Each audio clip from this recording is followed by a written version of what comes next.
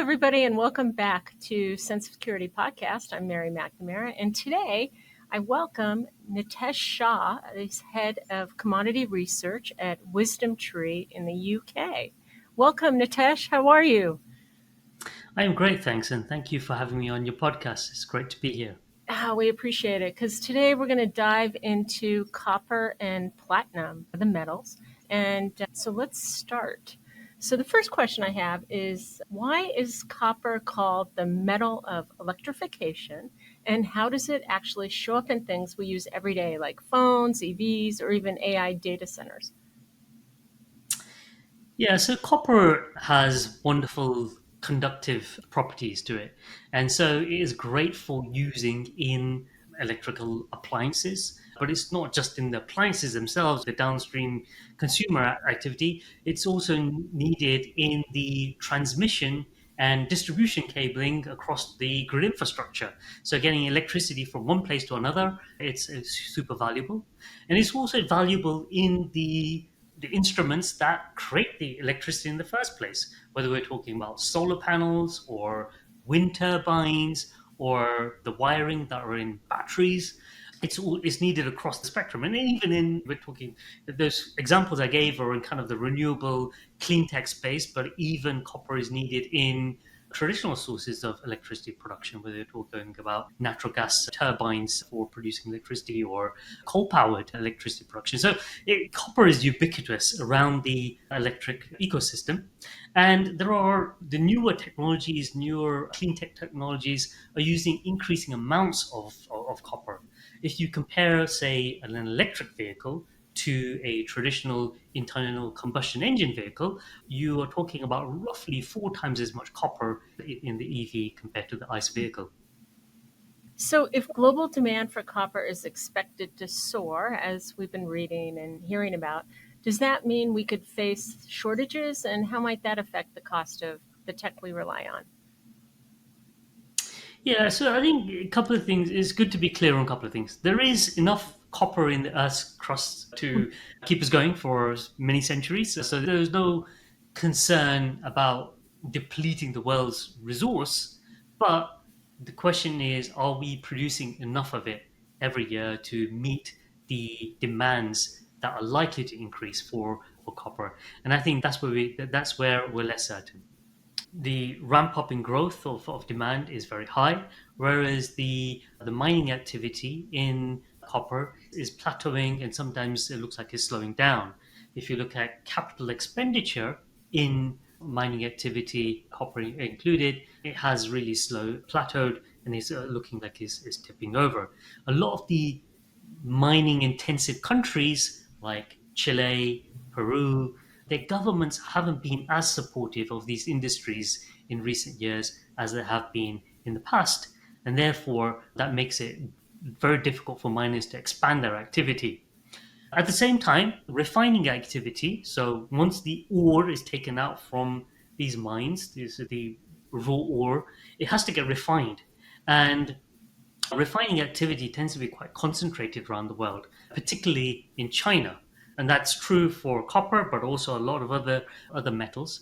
And China may have, at the moment, excess refining capacity, but elsewhere it's quite slim.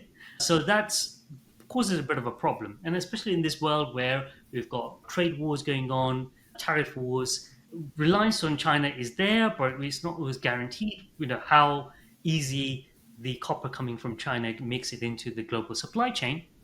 But also, when industries in, say, Europe and US, where refining activity, when that is slowed down, it takes a lot of effort to ramp it back up again. If at some point these regions want to gain independence, China. So we do think there's a lot of complication in actually getting enough copper being produced in the future. And so we could be living in a period of multiple years of deficits down the line. So how do you find information about this? How do you access materials so you can get an idea of what's going on? Yeah, so the base metals, I would say, out of all the commodities, are a little bit more trickier. You've got lots of resource when you look at oil markets or gold markets, but the base metal markets tend to have not as much freely available research, I guess. But there are institutions like the International Copper Study Group, which is a kind of a UN-backed institution that provides data on copper, similar to the International Nickel Study Group, and also a UN-backed institution. So there's some baseline information out there, and one. We, as WisdomTree, we also produce a lot of research on commodities. All of our research is freely available to the public, so you can go to our website, download some of our research. I also have a podcast. I also write for newspapers and have a lot of sort of publicly available materials. You can look into the underlying supply demand dynamics and see what's driving these metals through some of our resources. And folks, we will include all the show notes to the Wisdom Tree content. And so you don't have to worry about where to find it. We'll put it in the show notes. Okay, for investors just getting started, why should they care about copper prices or supply even? Does it really impact stock markets and ETFs they might own? Yeah, so I would say that if you're an investor just getting started in the investing world, right? And you could think of a traditional portfolio as equities plus bonds, right? That there's that traditional 60-40 model. I think most people know that model is dead, that you need a lot more diversification. And the best way to diversify a portfolio is to add instruments or assets that are least correlated with that starting point of equities and bonds. And commodities in general have a low correlation to both equities and bonds. Although commodities are a cyclical asset class, they have a different cycle than equities. So equities tend to be quite early cycle. So when the economy is first starting to warm up, equities zoom ahead. But then commodities come somewhere afterwards. And conversely, when you go into signs of a recession, equities cool very quickly, but commodities tend to cool a lot later. And using this kind of asynchronous aspects of these markets, it makes sense to add commodities to a portfolio. So even industrial metals, which are very cyclical, they have a different cycle. So if you think about portfolios from that standpoint, it's worth putting commodities into a portfolio. And we could talk about gold, which is a very different commodity. It has a lot more defensive characteristics. It probably competes a bit more on the bond side. But focusing on the more cyclical aspects, it's worth diversifying through commodities. Then you've got to think through what kind of commodities, how do you put commodities into a portfolio? Now, there's one route where you can think of there's all these equities that are very commodity aligned because they're either in mining activity or involved in refining activity. Maybe you could add those to a portfolio. But the problem with that route is that they tend to have a very strong equity market beta. So they tend to be highly correlated to the equity part of your portfolio already. And so when you see a downturn in equity markets, they'll probably get hurt as well. Commodities in a slightly more pure form would be a lot more advantageous. When it comes to precious metals, they're quite easy to have physically. You can either own the bullion yourself and vault and insure it yourself, or you can have exchange traded funds on those bullions, which are much more of a liquid, easier to trade instrument, but it's still backed by the physical. That's easy in precious metals, but in base metals like copper, it's a little bit more difficult. And the a reason why is it's quite expensive to store lots of copper, right? Its value relative to the storage cost, the value is relatively low relative to the storage cost. Whereas in things like gold or platinum, for example, the value of the metal is very high relative to the storage cost. So for base metals, the better route is to go through futures markets. So investing in futures markets or the exchange traded products that are built on futures market prices. The thing you may have to consider when going through either futures markets directly or into exchange traded products in futures markets is that a future has an expiry, right? You go into a contract for a delivery at a certain point. To get continuous exposure to that future, you need to roll your future. And so there are some considerations you have to have around rolling futures. And exchange traded products built on these futures are probably the easiest way to go about doing things because the rolling's done for you. It tracks an index of prices of these futures that are rolling. So it's super easy to access the material. And moreover, for the average investor, average retail investor, the futures market is not really accessible, right? You need a credit line with an exchange and it becomes quite complicated. So, exchange traded products based on these futures are a very easy way, and it gives you the purest play access or exposure to the underlying fundamentals of the commodity without having all that commodity equity market beta.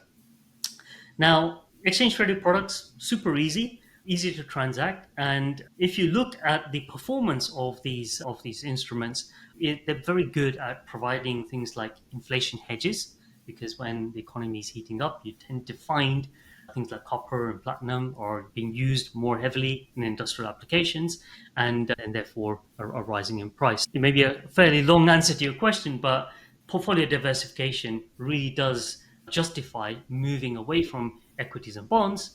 And probably the best way to add commodities into that mix is through a rolling futures type of strategy, which ETA exchange traded products offer. Okay, so you brought up a couple terms here that I think we need a little bit of clarification on. One is beta, and the other is the inflation hedge. So if you can just go over those two terms a little bit before we segue into platinum. Absolutely. What I mean by beta is how, simply in a simplified way, how correlated is the asset versus an equity benchmark, right? When I'm talking about equity beta. So if you're thinking about copper, how correlated is copper to the equity markets? Now, if you're thinking about copper miners, right, a group of copper mining companies, they're going to have a lot more correlation with the broader equity market than a copper future will have with the equity market. So if your goal in diversifying your portfolio is to add new characteristics, new behavioral relationships, because that is the best way of diversifying a portfolio, having things that are least correlated with each other, having something that behaves exactly like the equity market doesn't really serve your needs. Moving further away from that gives you the most bang for buck when you're trying to diversify. So that's beta. And then inflation hedging is a term used to see how every individual faces inflation pressure, right? The prices of goods and services tend to go up, right? When the price of goods and services go up, it usually means that, other things being equal, you as an individual are getting somewhat poorer because you still have to buy those goods and services. Unless your salary and your income is going up by exactly the same amount as inflation, you're getting hurt, right? You have an economic hit to you. Now, if you can invest in sets of assets that are rising at the same level as inflation is rising or more, then you're investing in instruments that are protecting you against that inflation. And therefore, is it providing you a hedge against that inflation? Wow. Okay, that makes much more sense. I'll think about that when I'm out at the grocery store buying eggs and etc. Okay, good. All right, so now we're going to jump into platinum. We know we often hear platinum for rings or watches, but it also has a role in tech and clean energy. Can you talk about that a little bit today? Absolutely. And I guess most people don't know this, but the biggest use of platinum is not for jewelry, it's actually in cars, right? There's more, in terms of all the platinum demand, sources of platinum demand, the auto industry buys more platinum than the jewelry market. And the reason behind that is it has catalytic properties. And what that means is it can change the properties of gases, and it can turn nasty gases into more safer gases, broadly speaking. So in everyone's That way they car, mention the catalytic converter. I can remember that term, right? that's right, yeah. So That's what most cars have a catalytic converter, and that's where that term comes from. Inside that catalytic converter is either platinum or palladium. Both of those metals, they're called platinum group metals. They all share similar properties. Platinum and palladium tend to be mined from the same source, so they come as a group. Platinum, palladium, iridium, rhodium, all of these are kind of platinum group metals that tend to be mined from the same source, and they have similar properties. And when those things put into your cars, it turns the highly polluting greenhouse gases into slightly safer gases.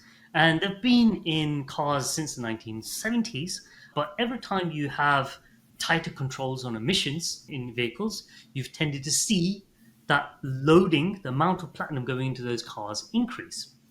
And over the years, platinum has overtaken all of the sources. The auto industry has overtaken all of the sources of demand for those materials. So it's super useful in traditional cars, in gasoline or petroleum cars, and particularly in diesel cars, because you've tended to see the loadings of platinum in diesel cars higher than there are in gasoline cars. Although a few years ago, when palladium prices, which were used in gasoline cars, when that skyrocketed, manufacturers worked on ways of putting more platinum in. So nowadays, platinum has overtaken palladium in price, but also in sort of demand units, it's gaining traction there as well.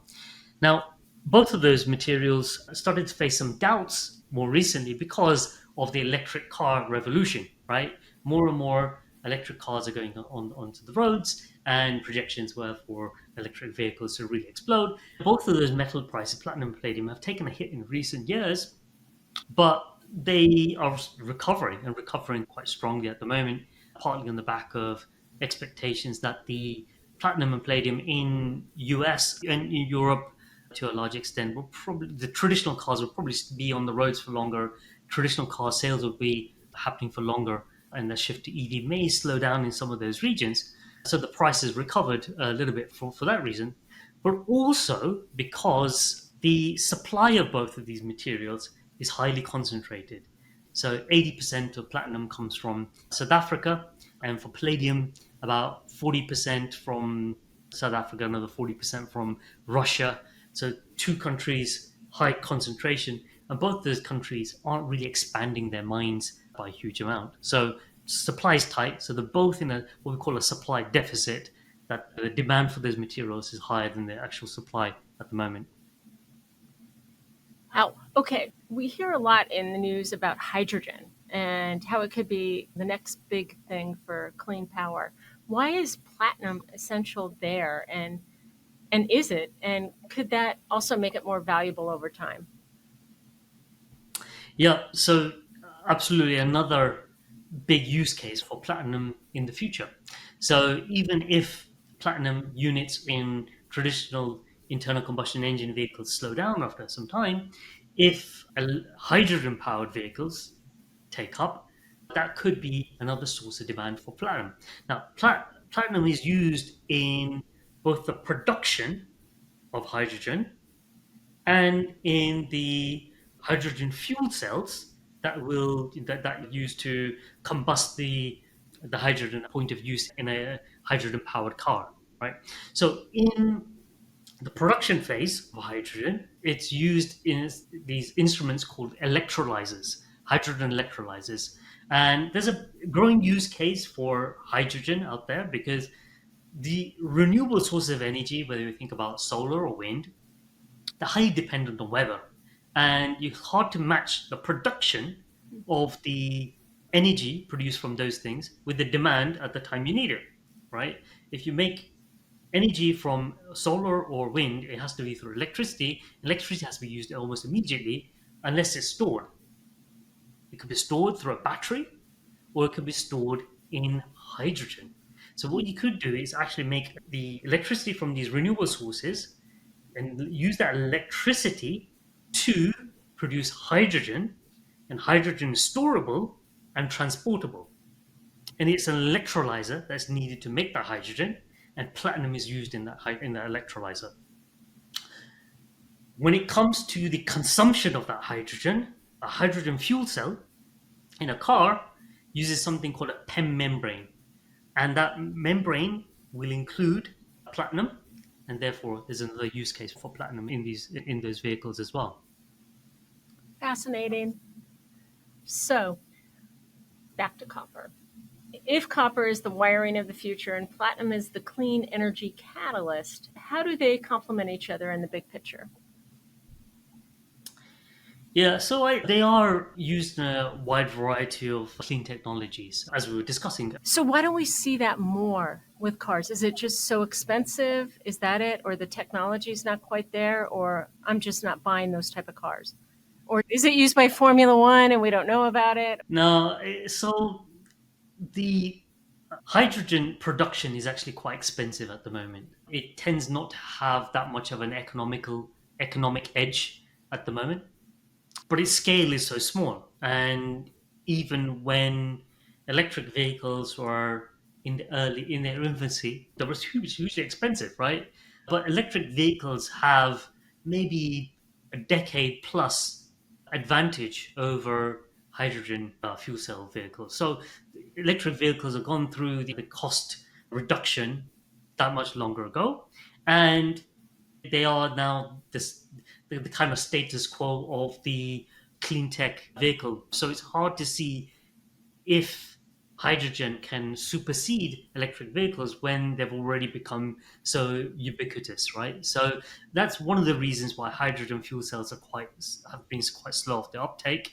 Yes, it's easier to produce non-clean hydrogen, right? Blue or gray hydrogen, as they call it, or even the dirtiest form of hydrogen. So you can burn coal and produce hydrogen from that, but it doesn't really serve a great environmental objective if you do that. So yes, you can make lots of cheap hydrogen through dirty sources, but there is no need for that, right? You could just burn oil if you want, and that's even cleaner than making it through coal sources. To get it through to renewable sources is quite expensive at the moment. And you have battery technology which can store electricity at the moment. So even off the grid, if you got too much electricity on the grid, you can put it through batteries and store it for later points as well. So you've got a little bit more infrastructure and flexibility at the moment in the battery storage ecosystem than you do in the hydrogen ecosystem. But hydrogen may have its advantages somewhere down the line because there is already an infrastructure and a network of gas stations, petrol stations around the country, right? And that could easily be used for hydrogen distribution going forward. Also, when you think of So, what is it? It's a liquid, then. I'm sorry to be so lame about this, but if you're saying that a gas station could provide hydrogen, so it would come out as a liquid, like a gas? yeah, so it needs to be cooled into a liquid, and then it could be poured out, just as you do when you fill up at a regular gas. It's a lot more similar to your traditional car engine than it is to what we call electric vehicle batteries, where you got electrolyzers moving from, I can't remember the technical terms, moving from the positive. So let's wrap up a little bit. I'm going to just Yeah, ask you one last question. yeah. So, looking ahead with all these metals, what trends or signals should we watch out for on a daily basis? This has been fascinating. I think hopefully everybody's enjoying the nerding out of copper and platinum and palladium. We can't forget that. Yeah. But what do you think? So one of the things I like to look at when looking at both copper and platinum is what are their long-term fundamentals in terms of are they in a supply deficit or a supply surplus? That is a nice baseline to say whether the supply of these things is tight or whether it's relatively loose. And we can say for platinum, for sure, it's in a deficit. Copper, depending on which source you look at, it is maybe year to date in a surplus, but the last few months of data indicate is tipping into a deficit. So that's a nice baseline.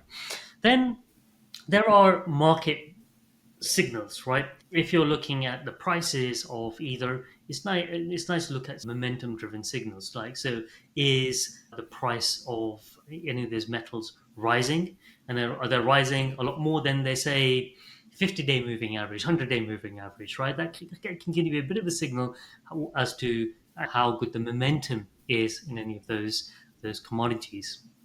Then, for those of you a little bit more tuned to what's going on in the futures markets, it's nice to look at the shape of a futures curve. There's a lot of information given just in the shape of a futures curve. And let me explain some of this. So, typical commodities, they have what we call as upward sloping futures curve. So, if you were to draw a chart where you put the maturity of a future along the horizontal axis, and the vertical axis you write the price, typically you'd have an upward, a slightly concave shape to the commodity price to future. And the reason behind that is, if you're looking for a commodity to be delivered in several months' time, you have to pay storage of it, right? Or there's an implicit storage. So you get into a contract today for delivery in a few months' time. That price in a few months' time should incorporate some sort of storage cost and some sort of insurance, right? But sometimes commodity futures tip into a downward sloping position, which is we call backwardation. Upward sloping we call contango, downward we call backwardation. Now, why do those instances of backwardation occur? One of the reasons we can explain is that a lot of people are trying to get hold of that material and are therefore willing to pay more for that commodity to get it immediately than lock into a contract and get it further down the line. So to us, that is a nice signal of tightness in the market and potentially one that could drive prices higher. But also as a futures market investor, and I won't go to into all the technicalities here, but when you're rolling futures from one contract to the next, and even the indices that are built on that, that are followed by the exchange traded commodity, when you're in a place of backwardation, you actually get a bit of a performance enhancement because of that. Because what happens is that as you're rolling from one contract to the next, you're actually going from a more expensive contract to a slightly cheaper contract, allowing you to have more exposure to that commodity as well. So you're actually getting a little bit of a performance enhancement when you're going into markets of backwardation. In short, looking at fundamentals of supply demand, looking at market signals of momentum and other technicals, but also looking at curve shape if you are looking into the futures markets of any of those commodities. Love it. It's great because we do have a course, I think it's called Intro to Futures, where we do cover backwardation and contango. Yep. And I can remember producing those going, what is this? But that explanation really helped. Really appreciate that. Learned a lot. So we really appreciate your time, Nitesh. Thank you so much. And we'll include show notes, once again, out to WisdomTree. I'll try to find that course where we mention those two terms. So thank you. We really appreciate it. And for everybody else, thank you for listening. And I encourage you to look at the IBKR campus and feel free to lead us a rating or review when you can. Thank you so much. Thank you. The analysis in this material is provided for information only and is not and should not be construed as an offer to sell or the solicitation of an offer to buy any security. To the extent that this material discusses general market activity, industry, or sector trends, or other broad-based economic or political conditions, it should not be construed as research or investment advice. To the extent that it includes references to specific securities, commodities, currencies, or other instruments, those references do not constitute a recommendation by IBKR to buy, sell, or hold such investments. This material does not and is not intended to take into account the particular financial conditions, investment objectives, or requirements of individual customers. Before acting on this material, you should consider whether it is suitable for your particular circumstances, and, as necessary, seek professional advice. Futures are not suitable for all investors.